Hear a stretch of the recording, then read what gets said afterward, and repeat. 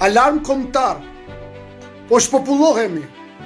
Flitet se në Rinas vinë çdo ditë me qindra indonezian, bangladeshas, filipines, duke na zvendësuar krahun e punës, ndërsa kryeministri Rama thot se rroga në Shqipëri nuk do jetë më shumë se më pak se 500.000 lekë.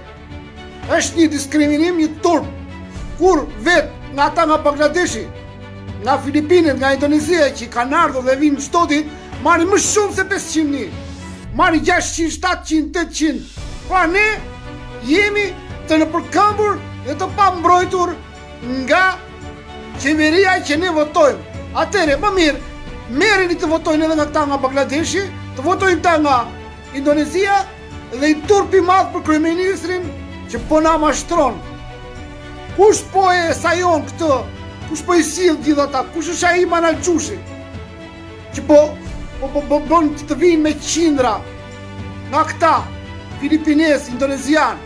Është Endri Fuga, që Berisha na gjeu tha se ka ikur nga Afrika e Spakut. Endri Fuga është ai që po merret me anë të Sorosit, me menaxhimin dhe me sjelljen e qindra refugjatëve, duke na zvendësuar. Është në Jakarta në këto momente, i dërguar i Sorosit, nipi i atij gazetarit Fugës. Artan Fuga si ka ai, që sot duke di çfarë punë bën nipi im. Jemi në një moment decisiv shumë të vështirë për kombin shqiptar. Duan ta marrin Shqipërinë e brendë, sionistët. Duan ta marrin Shqipërinë nga Vlora deri në Himar, ku dihet se kanë ardhur izraelit, hebrej.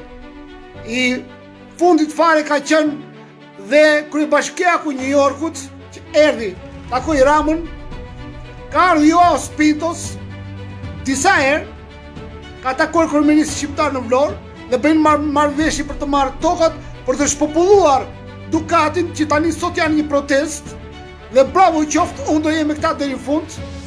Ka ardhur Alex Soros në Dhërmi, si duke të kontrollon vilat e Sabin Marës me shok. Ka ardhur edhe Tony Blair, këshilltari i Ramës. Pra, gjithë këto zonat po merren si thua punonjës nga Bangladeshi, Indonezia, Filipinet dhe duke shpopulluar komplet zonën. Këto vende dal nga dal do futen me popullsi të tjera, siç është bërë me Izraelin, me Ukrainas, me Polak, me lloj-lloj, dhe pas shumë vitesh këta do deklarohen si hebrej, si njerëz që kanë tokat e tyre aty.